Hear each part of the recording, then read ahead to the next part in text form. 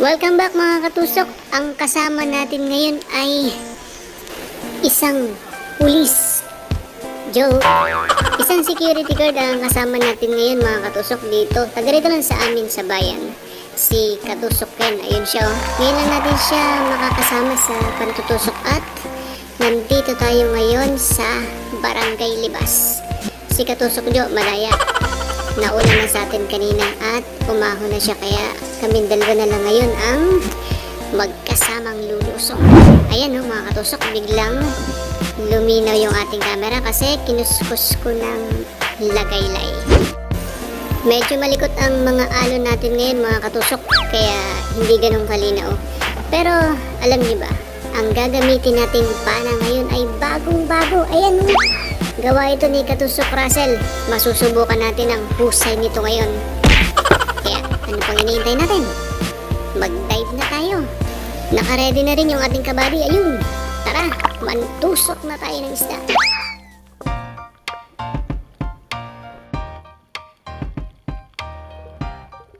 Yun o, kanuping agad ito mga katusok.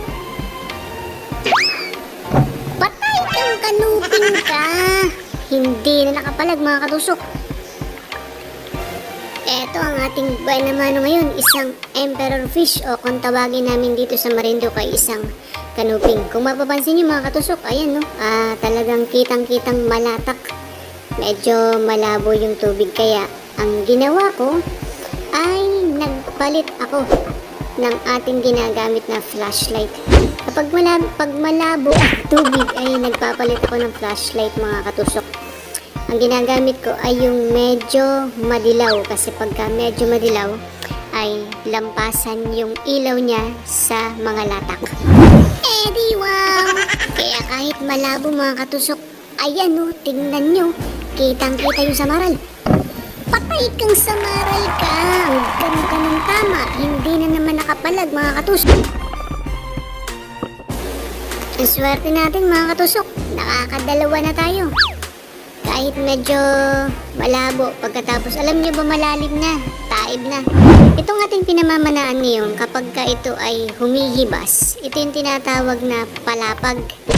Nahihibasan ito, nakakatihan ito, kaya ngayon napakalalim na niya, hampos tao na siya kung tawagin na yan, 2 metro, mahigit. Dito kasi pumupunta yung mga samaral kapag ganitong taib na. Ito yung paborito nating lugar mga katusok. Yun kaya ang ating kabady. Nakahuli na kaya siya? Asa na kaya siya? Ayun, medyo malayo-layo si Katusok na. Alam niyo bang 3 itong magkakasama mga katusok? Pinili lang natin yung malaki. Nung pagkapana natin sa kanya, ayun, nagtakbuhan na yung 2 kasama. Pero ito, nag-iisa ito mga katusok at malaki siya. Patay kang samaral ka! O, ang laking to ay batlis. Naku, nagwawala siya. Ay, naku, lagot, baka makawala. Naku, ay, patay tayo dyan. Dadakmayin ko na to. Hindi ko makita. Kagulo na kami dito mga katusok oh. Ang hirap. Kasi nilabo niya yung buhanginan, kaya hindi ko siya madakot. Pinilit ko na lang kaysa naman sa makawala siya. Nadakot ko naman siya mga katusok. Yun no, halos maubusan nga ako ng hininga dito kasi pagka umibabaw pa ako, baka makawala pa siya. Daplis lang kasi yung tama niya mga katusok. Ayan tuloy yung ating camera ayan, nawala sa pagkakaalay niya. Siguro nahampas ng buntot nung malaking samaral. Ang laki nito mga katusok. Mahigit kalahating kiluhin ito. Tapos yung nahuli nating unang samaral kanina, siguro may kalahati. O kaya naman, kulang-kulang kalahati. Ayun si Katusokan. Lumalapit na siya sa atin.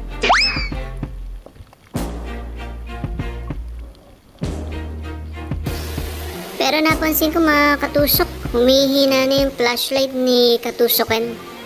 Yung kasing battery gamit niya ay ordinary lang. Siguro papahiram ko sa kanya yung aking extra flashlight.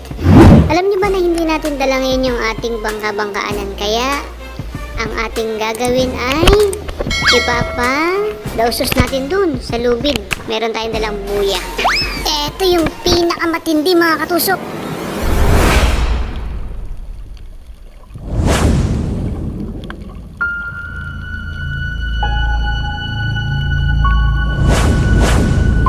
Grabe! Ang laki nito!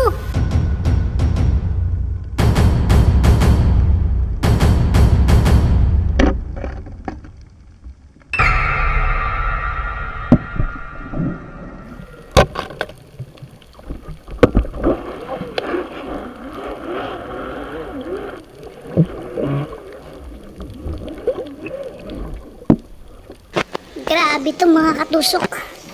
Kinabahan ako pagpana. Alam niyo bang yung 10 metro na lubid natin naubos ng ganung kabilis lang? Tinamaan ko naman siya sa ulo mga katusok. Kitang kita naman, kaya lang hindi na sentro dun sa may utak niya, kaya nakabawi agad siya. Hindi ko nadampot yung ating pana. Sayang kung nadampot ko yung pana natin. Pero napakalakas talaga niya mga katusok eh. Pinipigilan ko yung lubid, pero naubos niya kagad yung 10 metro. Tinatawag ko si Katusok Ken kasi magpapatulong tayo at wala tayong dalang ekstrang pana. Wala rin tayong dalang kutsilyo man lang. Eh, napakalaki nung ating napanang barakuda. Baka madali tayo. Eh, hinahanap na namin mga katusok. Nako, sayang itong mga katusok. Mukhang nakawala yung ating nadali. Ayun oh. Ipinulupot niya yung lubid. Umikot siya sa malaking bato. Pagkatapos, ayun. Binaklas niya yung sarili niya doon sa ating pana.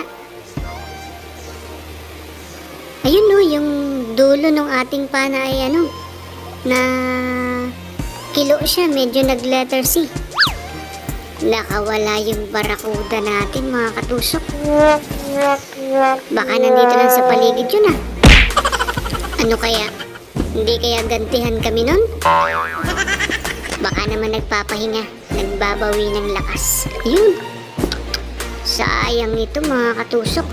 Kasi kanina nung nabatak niya yung lubid, nagtatatalo na siya. Hindi ko siya kayang batakin mga katusok. Ako yung nadadala. Tapos panay ang kalulundag-lundag niya. Napakalakas. Hindi natin kinaya. Hahantingin pa sana namin mga katusok kasi mahina na yun eh. Kaya lang ang problema natin, mahina na rin yung flashlight ko. Eh, baka mamaya hindi ko maaninag.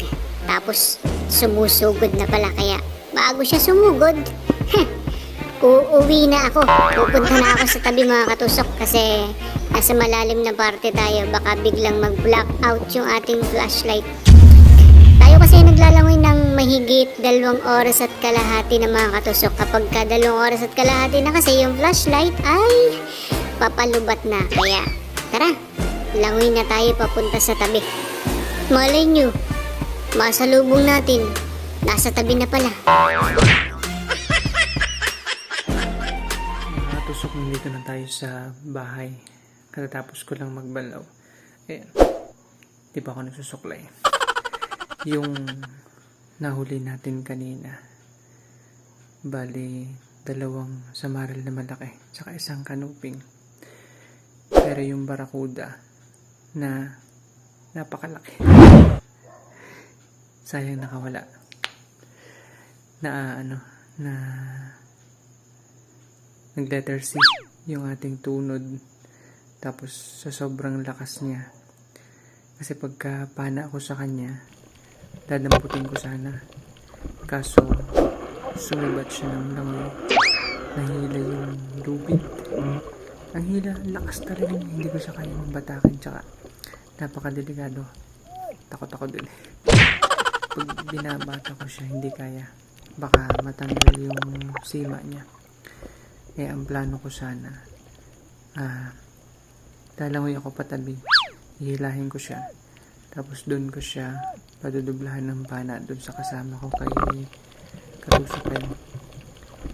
Kaya lang umilalim sa mga gilid ng bato yung barakuda. Pagkatapos isinabit niya yung lubid, binaklas niya yung sarili niya doon sa tunod. Yung dulo ng pana, nag-letter C siya. Tapos siguro isa pa naging problema. Maiksi kasi yung sima. Napakita ko sa inyo, ito yung sima lang ng pana natin. Eto mga katusok. Bagong-bago itong panang ito. Gawa ito ni Katusok Russell. Ayan. Kanina ko lang ito ginamit pag dive. Ito yung naging problema natin. Ayan. Napaka iksi lang ng ating sima. Mahigit lang. Kalahating inch. Wala pang 1 inch. Pero napakaganda ng pana natin. Napakaganda ng pagkakayari ni Katusok Russell. Yun nga lang, masyadong malaki yung barakuda sa estimate ko. Hindi ako nagkakamali ha. Mga 7 kilo siya pataas. Ang takot ko nga kanina eh. Talagang bago ko siya panain, inaintay ko siya na lumapit-lapit para masentro ko sana sa ulo. Tinamaan naman sa ulo, kaya lang medyo lumihis, hindi tinamaan yung utak niya. Kaya nung tama sa kanya, agad siya nakabawi. Sumibat siya ng langoy. Talagang nakipagbatakan pa ako. Kasi madadala yung madadala yung tunod, yung pana. Madadala yung buya. Sayang talaga.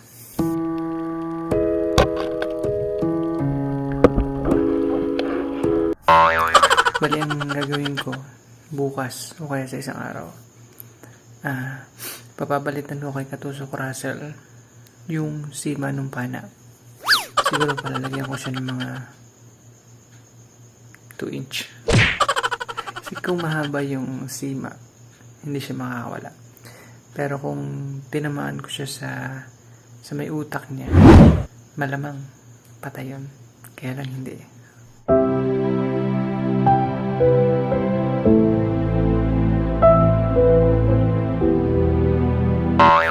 Bali, kabawi na lang. Sabi nga ay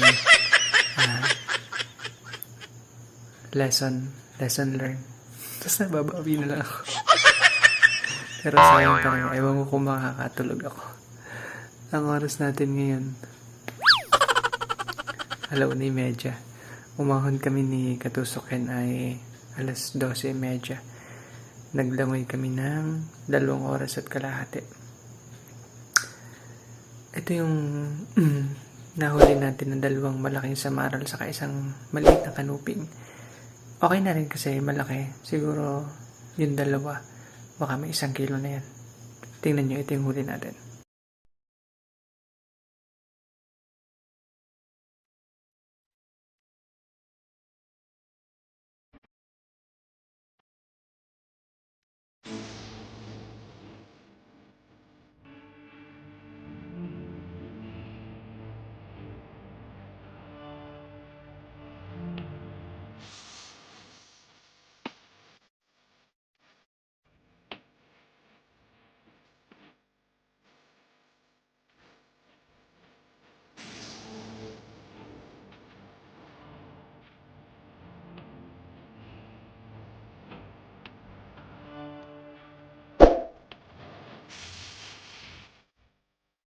Ano mga katusok? Papaalam na muna ako. Kasi baka magising na si Baby Tusok. Thank you for watching. Ingat po kayo palagi.